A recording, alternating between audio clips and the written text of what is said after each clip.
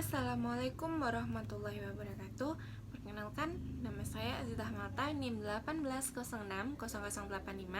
Saya dari mata kuliah Ekonomi Regional, yaitu di sini saya akan mempresentasikan materi tentang ketimpangan pembangunan antar wilayah.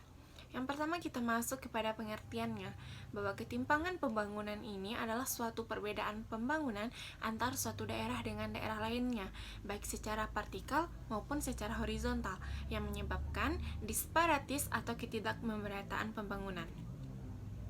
Ukuran ketimpangan pembangunan antar daerah ini mula-mulanya dilakukan oleh Williamson Index yang digunakan dalam studi Jeffrey G. Williamson pada tahun 1966 ini, dan istilah Williamson Index muncul sebagai penghargaan kepada pengguna awal indeks tersebut dalam mengukur ketimpangan pembangunan antar wilayah.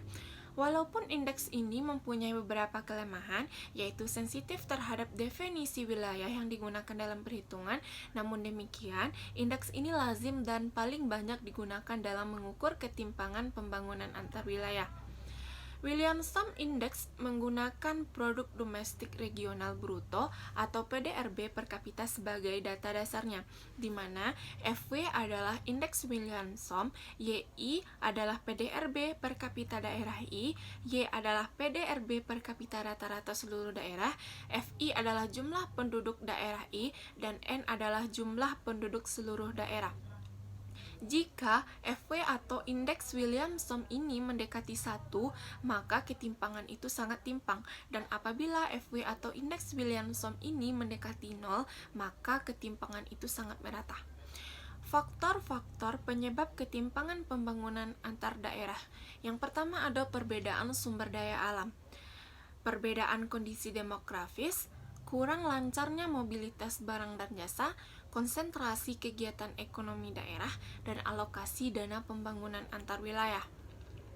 Solusi dalam mengatasi ketimpangan pembangunan antar daerah ini dapat dilakukan dengan cara penyebaran pembangunan prasarana perhubungan, yang kedua ada mendorong transmigrasi dan migrasi spontan, dan yang ketiga ada pengembangan pusat pertumbuhan, dan yang ketiga ada pelaksanaan otonomi daerah.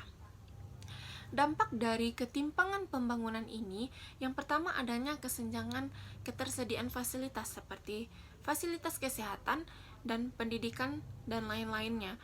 Yang kedua ada sumber daya manusia yang berkualitas itu hanya berpusat pada suatu wilayah saja. Dan yang ketiga ada pemanfaatan potensi ekonomi yang kurang maksimal. Tesis Williamson dan lingkaran setan dalam pembangunan wilayah. Wilayah yang kurang berkembang dapat terperangkap dalam jebakan lingkaran setan atau vicious circle of regional underdevelopment. Masyarakat di wilayah yang kurang berkembang memiliki pendapatan yang rendah, maka berakibat daya beli dan tingkat tabungan yang rendah. Masing-masing akan menyebabkan terbatasnya cadangan modal dan ukuran pasar yang kecil. Berakibat rendahnya produktivitas di wilayah tersebut.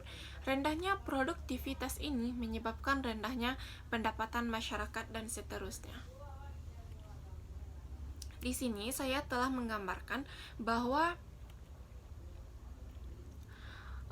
negara berkembang dapat terperangkap dalam jebakan lingkaran setan ini, bahwa masyarakat ini yang memiliki pendapatan yang rendah mengakibatkan low saving atau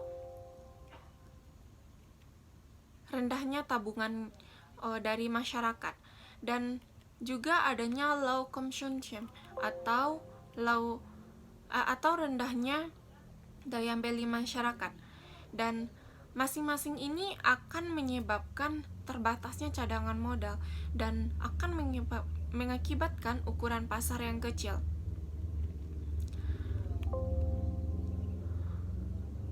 Dan ukuran pasar yang kecil ini berakibat rendahnya produktivitas di wilayah tersebut.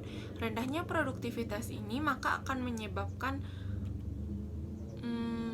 pendapatan masyarakat akan rendah juga, dan ini akan selalu begitu, dan ini dikatakan sebagai lingkaran setan dalam pembangunan wilayah tersebut.